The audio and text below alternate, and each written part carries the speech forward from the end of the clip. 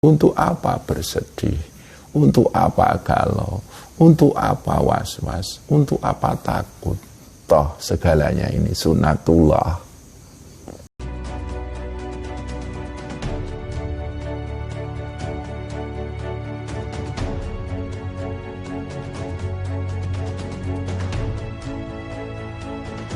Assalamualaikum warahmatullahi wabarakatuh. Kita sering mendengar satu istilah ahlu sunnah wal jamaah atau disingkat dengan aswaja. Dan dalam perjalanan kehidupan kita, saya sejak kecil sering mendengar itu. Bahkan ketika saya di pesantren dulu sering sekali mendengar istilah itu. Dan sampai sekarang pun kita tahu istilah itu sangat akrab dengan diri kita dalam konsep keislaman kita. Nabiullah Muhammad SAW mengakui bahwa umatnya akan terpecah menjadi 72 golongan. Hanya satu yang ahlu sunnah wal jamaah. Yang menjadi satu permasalahan adalah masing-masing golongan Islam itu mengaku bahwa dirinya adalah ahlu sunnah wal jamaah. Mungkin hal itu tidak menjadi masalah.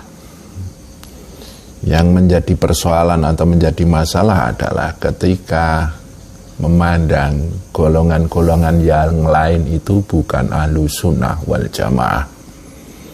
Dan pada akhirnya istilah ahlu sunnah wal jamaah itu diperebutkan atas nama sebuah pengakuan. Pada kesempatan ini, saya akan mengaturkan satu pandangan pemaknaan tentang ahlu sunnah wal jamaah itu, supaya kita seperti saya, khususnya golongan-golongan rendah yang tidak terkenal sebagai orang-orang pintar, orang-orang pandai, supaya tidak kebingungan melihat hiruk pikuk yang berhubungan dengan konsep ahlu sunnah wal jamaah ini. Ahlu sunnah wal jamaah itu bisa kita bagi menjadi dua istilah. Yang pertama adalah ahlu sunnah, dan yang kedua adalah wal jamaah. Apakah makna dari ahlu sunnah itu? Ahlu sunnah adalah seseorang yang dikatakan ahli, memandang bahwa segalanya yang ada di alam semesta ini, yang terhampar dalam alam raya ini, semuanya adalah sunnatullah. Langit seisinya, bumi seisinya, semuanya adalah sunnatullah. Dan makhluk-makhluk yang ada di dalamnya, itu pun juga sunnatullah. Alam semesta ini terhampar sebagai hamparan sunnatullah. Dan dalam semesta pribadi, segalanya pun sunnatullah.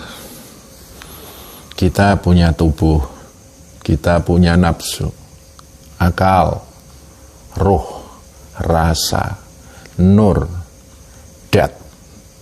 Kita punya wujud, punya sifat, punya afnal, punya keadaan. Semuanya itu adalah sunnatullah. Seorang ahlu sunnah ini akan mendekati satu persifatan la khaufun alaihim walahum yahzanun. Tidak ada rasa was-was, tidak ada rasa khawatir, dan tidak punya rasa takut. Kenapa bisa terjadi? Karena seseorang ketika melihat segalanya ini sunnatullah. Contohnya, berhubungan dengan tubuh ini. Tubuh ini kadang sakit, kadang sehat. Ketika tubuh ini sakit, kita merasakan beban rasa sakit itu. Kita merasakan betapa beratnya rasa sakit itu. Kita merasakan betapa tidak enaknya rasa sakit itu. Kalau kita bisa sadar bahwa sakit itu sunnatullah, maka itu akan membebaskan diri dari rasa berat, rasa sulit, rasa tidak enak itu, dengan persaksian bahwa ini sunnatullah. Dalam hal nafsu, kita itu hidup kadang enak, kadang tidak enak, kadang bahagia, kadang menderita, kadang mujur, kadang malang, kadang berkecukupan, kadang berkekurangan. Ketika kita dalam keadaan kurang, betapa berat rasa yang terjadi dan terlahirkan dari kekurangan itu. Ketika kita sedang kaya, bagaimana rasanya nikmat dari rasa kaya itu.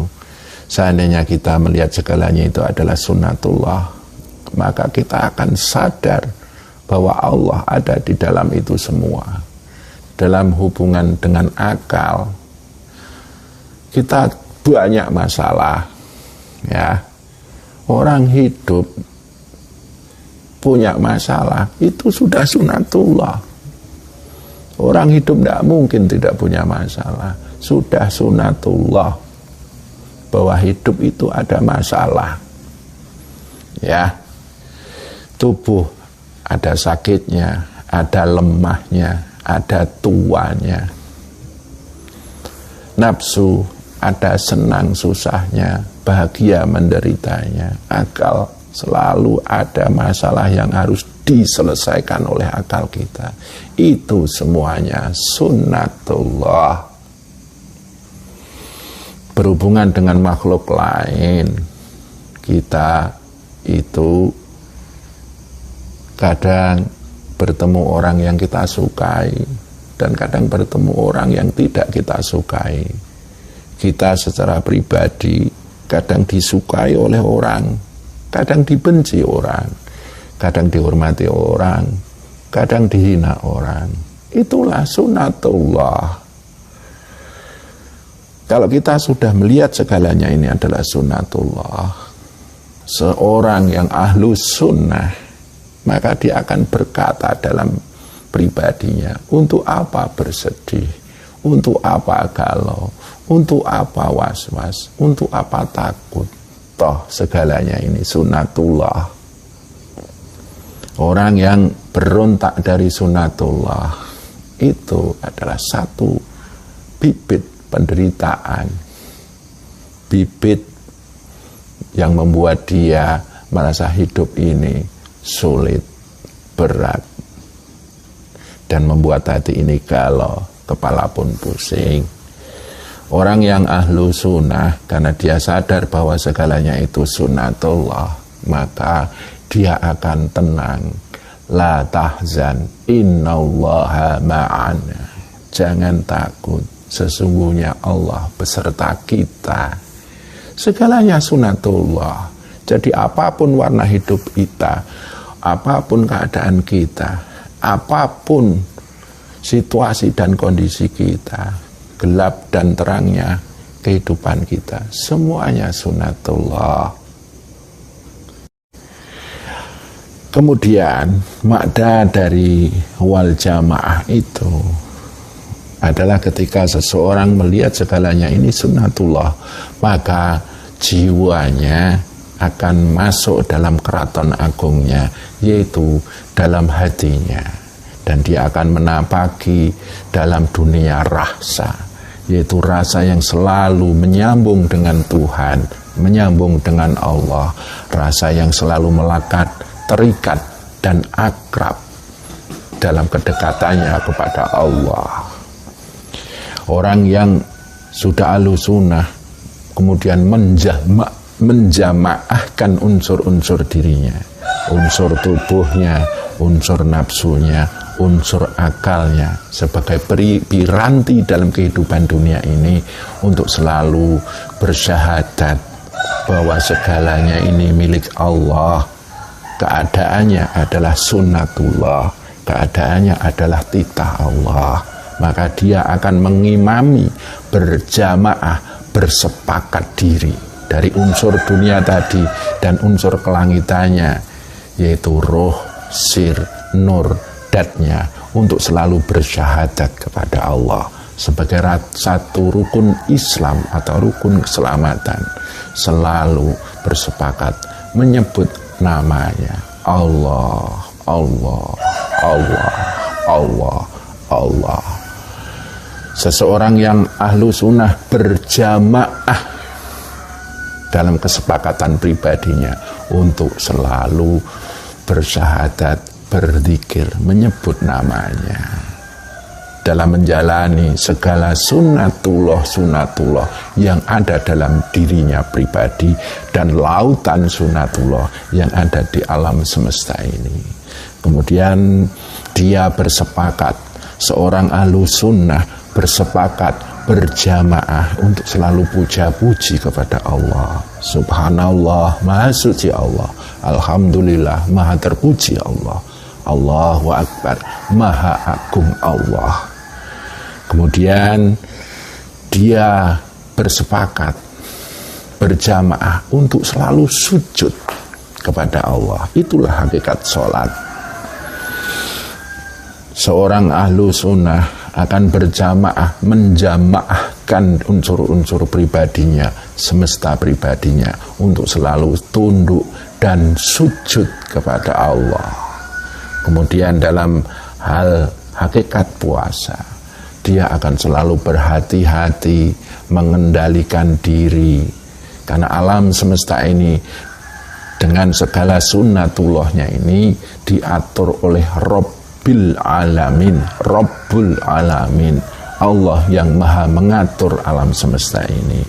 Seorang ahlu sunnah akan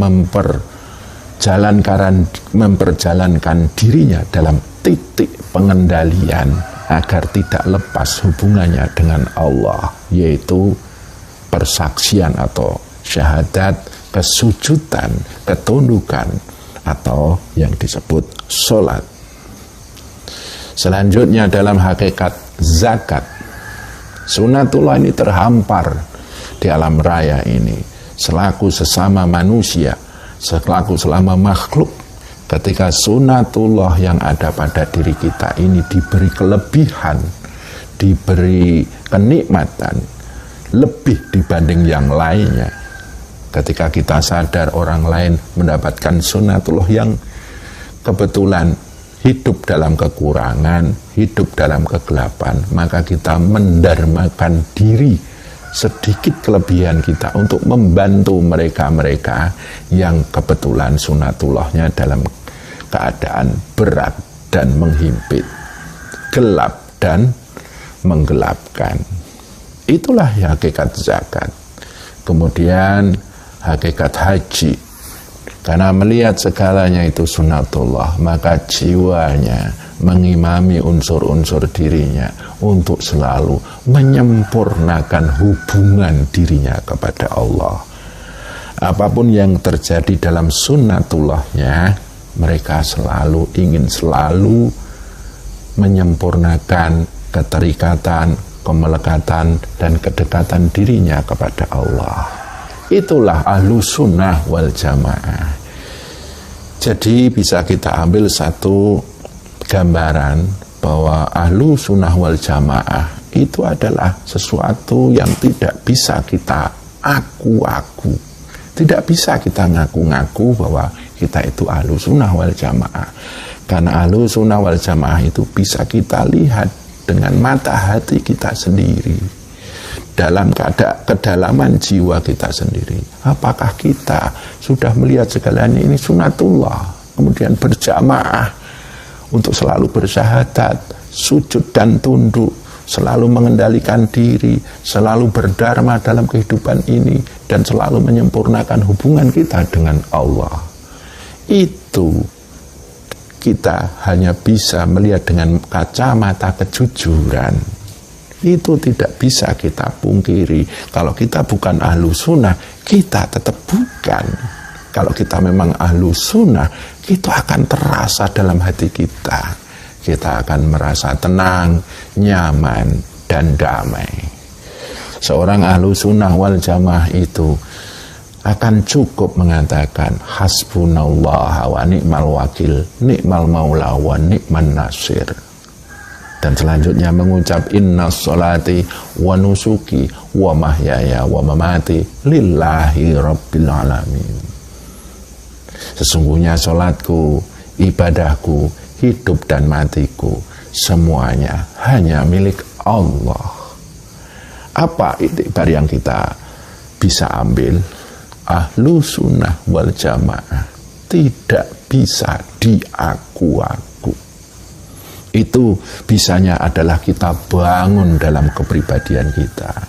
Ketika bangunan ahlu sunnah wal jamaah itu bisa kita bangun di dalam diri kita, maka itu akan nampak jelas dengan mata hati kita.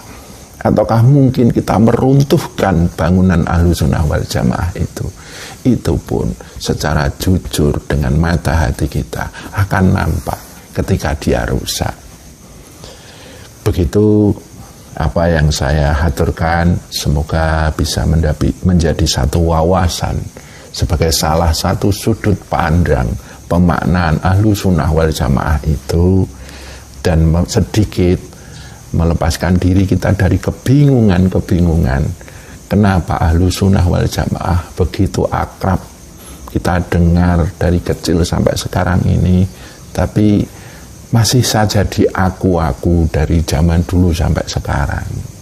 Dan ini bukanlah suatu titik kebenaran yang paling benar.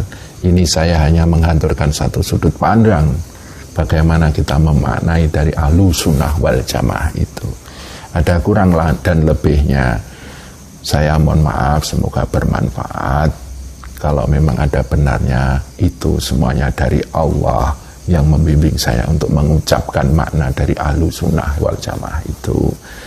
Assalamualaikum warahmatullahi wabarakatuh.